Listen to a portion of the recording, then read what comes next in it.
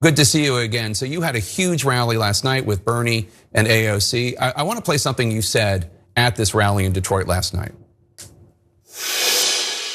Are we gonna let 50 million in lies steal this election? Hell no. Are we gonna let Trump donors, billionaires, and AIPAC lies steal this election? Steal this election is a pretty stark term. I haven't really heard it used since 2024.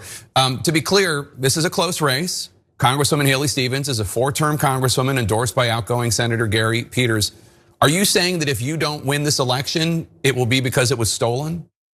Is that what he's saying, Jake? Okay, so yesterday, Jake Tapper interviewed the Michigan Senate candidate Abdul El-Sayed. But as you just saw, Tapper seemed much more concerned about El-Sayed's language there instead of the tsunami of outside spending that is coming into this race. And before we get to El-Sayed's response, you should know this. AIPAC and its affiliated groups have spent close to $30 million backing Haley Stevens, and that is their largest investment ever in a single race. Stevens has spent $1 million on advertising, but her backers have spent $50 million. And most voters are unlikely to realize many of the ads blanketing Michigan's airwaves are funded by AIPAC. They never mention Israel, instead highlighting Stevens' work on manufacturing and featuring former President Barack Obama.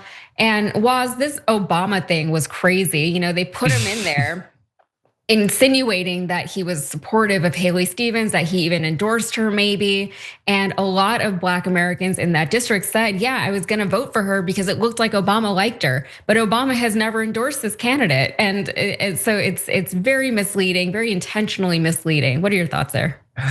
I mean, again, it speaks to the complete and utter lack of good feeling towards Israel that AIPAC knows they can't mention Israel in their ads because it's toxic.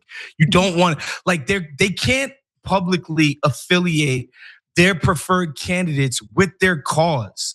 That's like kind of all you need to know about how toxic everything around Israel is, particularly for people who identify as Democrats. And so, yeah, it's not surprising. Like, you can't win if you stick the Israel tag on somebody in a Democratic primary. So they got to do all this underhanded, smoke and mirrors tactics in order to defeat El-Sayed. So again, like the sheer amount of money that is being dumped in this, and then you'll get guys like Jake Tapper to be like, well, foreign countries are all trying to influence our stuff. Like, there's no comparison. It's like by orders of magnitude more the amount of money that gets poured in. Yeah, we know, the Saudis try to influence Congress, and we know the Emiratis try to do it. I mean, in New York, the Turks were paying Eric Adams in plane tickets. Like, we know other countries try to influence our politicians. We get that, but the degree to which the Israeli government and their marketing machine works is nuts. It's you can't compare it to anything else. Mm-hmm.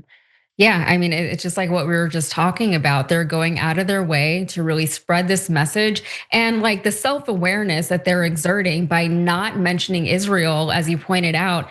It's so telling. Like, they know that they have bad PR right now, except it's not PR. It's just that we can see for the first time what it is that you're actually doing. And we can hear the things that they say about their goals in the region and about how they feel about people who are not Jewish or who are not Israeli specifically. So all of the money that is going into this race against Abdul El-Sayed is very, very telling. So let's hear how he responded to Jake Tapper.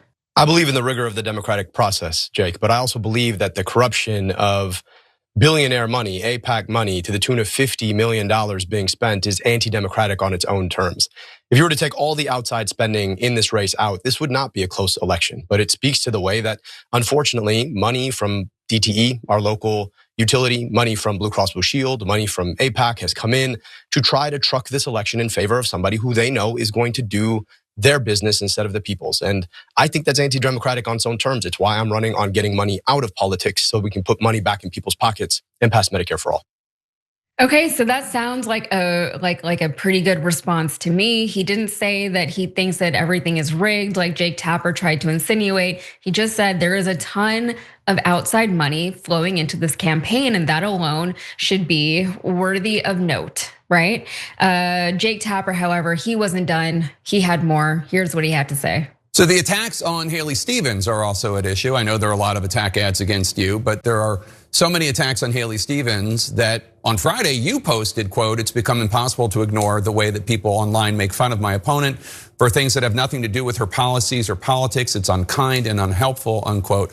It's true that there are some really harsh comments about Haley Stevens that I've seen. Here's one. Quote, "She's a suit with a large AIPAC bank account, that's it. She can't string together two coherent sentences. She's a sellout who forgot how to think for herself. Corporate money can't buy her a personality."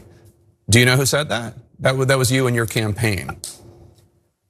And I want to speak to that because every single time we talk about all the outside money coming in as a crutch in this election, it seems as though we're not hearing any explanation as to why. I think we saw some of it last week when the Congresswoman voted in favor of sending $3.3 billion of our tax dollars that should be spent on our healthcare and our schools to a foreign government to buy bombs and tanks. I would really like to hear a fulsome explanation of exactly what the trade-off has been. And unfortunately, $50 million doesn't fall off trees, doesn't come from nowhere. It comes because there's been some expectation on the back. So Yeah, and everything he said was right. Like, she can't string together two sentences. It's very uncomfortable to watch her speak. And I'm not running for anything, so I feel like I can say that. I'm also not a voting person in Michigan, but like they're all thinking it, right? Well, the interview went on. El-Sayed grew visibly impatient when Jake Tapper suggested that he is not sufficiently tough on the late Ayatollah of Iran. Very specific. I don't know what that has to do with the people of Michigan who just want healthcare, but here's the clip. The war with Iran is clearly heating up. 3 US service members, well, 2 were killed and 1 is missing overnight. They were stationed in Jordan.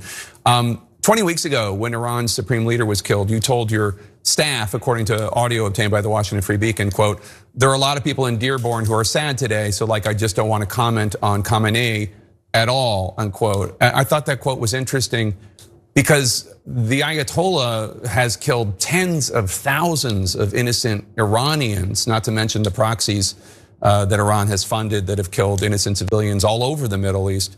Why were you worried about offending people who support the Ayatollah? Jake, on a day where we're mourning the loss of 2 more service members in a war we never should have fought, I think all of us ought to step back and ask whether or not everybody in Michigan, frankly, everybody in America, shouldn't be sad about the fact that this president, backed by the prime minister of a foreign government, took us to a war we had no business fighting in.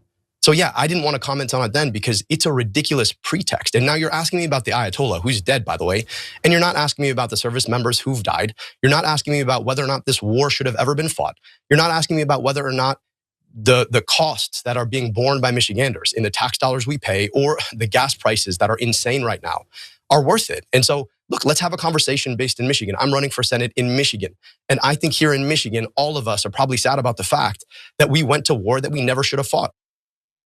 Yeah, I like that he brought it back to Michigan there. And it seems, I'm not trying to, take credit away from Abdul El-Sayed, but that is a very similar play to what Mamdani did, right? They kept asking him about Israel. They kept asking him about Iran. He said, "I'm running for the mayor to be the mayor of New York City. So I'm going to speak to issues that are important to the people of New York City." With in Michigan, with this race, it's a Senate race. So there is a degree of, they're gonna have to vote on these types of things. But at the end of the day, you're there to represent the people of your state. And this question, like I also loved was that he pointed out that this Ayatollah is dead, the one that Jake Tapper is pressing him on. Like, can we move on? Can we talk about the actual issues? Because this is what we need to be talking about. And we also need to be talking about all this outside influence that is flowing into this race and why that is happening. What are your thoughts? I mean, it's dumbfounding, dude. Listening to Jake Tapper talk about innocent civilians being killed. Really? Are we gonna apply that standard across the board to other leaders of certain other countries? Like, it's nuts. The idea that you guys give a damn about civilian deaths. It's absolutely insane. And then, it ignores the fact, and look, everybody who watches TYT knows my stance on over religiosity. I think it's crap. I think we'd be a better society without it. However, that doesn't ignore the fact that the supreme leader is seen as a religious figure, a religious leader.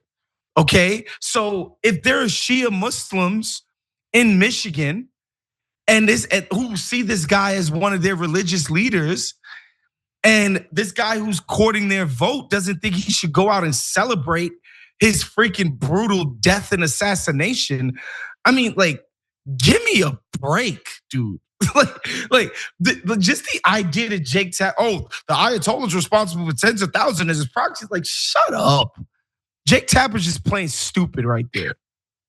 It also didn't accomplish anything, really. They killed the Ayatollah, good job. They have a new one. Like, they already have a new Ayatollah. But so that's what I'm saying. Yeah, what was he supposed to do? Like, let's do it. We killed the Ayatollah. We started a war. Like, this is nuts. Yeah.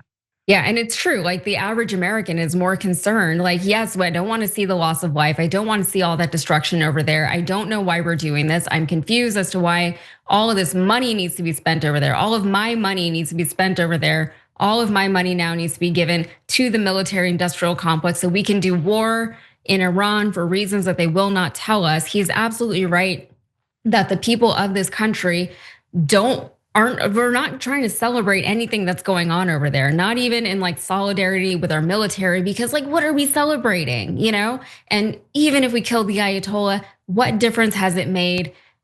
There's a new Ayatollah, okay? Nothing has functionally changed over there. They tell us the war is over. It's still going on. People are over this. And as a senator, he's gonna have to vote on issues like this. And I would hope that there's at least one senator somewhere in the country, because this does affect me even down here in Texas. I want there to be more senators who are going to say things like this out loud and then vote accordingly. Because like, I know I can't rely on either of my Texas senators to do that. You know what I mean? So I'm looking at people like Abdul El-Sayed to have a voice somewhere in this country, so. Any final thoughts before we go to our first break? I know there's a lot of hand wringing about the Ellisons just buying up media, owning CBS, 60 Minutes, blah, blah, blah. They're about to get the Warner contract so that they'll own CNN. CNN could die tomorrow. I'll be happy to see it.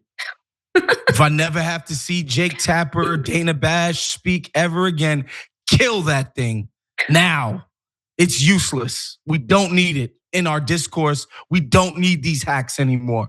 We got stuff like TYT, we got Sateo, we got Breaking Points, we got all kinds of other stuff. We don't need these jokers anymore. Yeah, and it seems a lot of Americans are starting to look at other sources outside. The problem is a lot of them don't realize the things that they're not getting reported to about, like the things that they don't know. They don't know what they don't know. They just think that that is the news and that's it, and that's all there is. But a lot of people are finding other sources, and that is encouraging. Every time you ring the bell below, an angel gets his wings. Totally not true, but it does keep you updated on our live shows.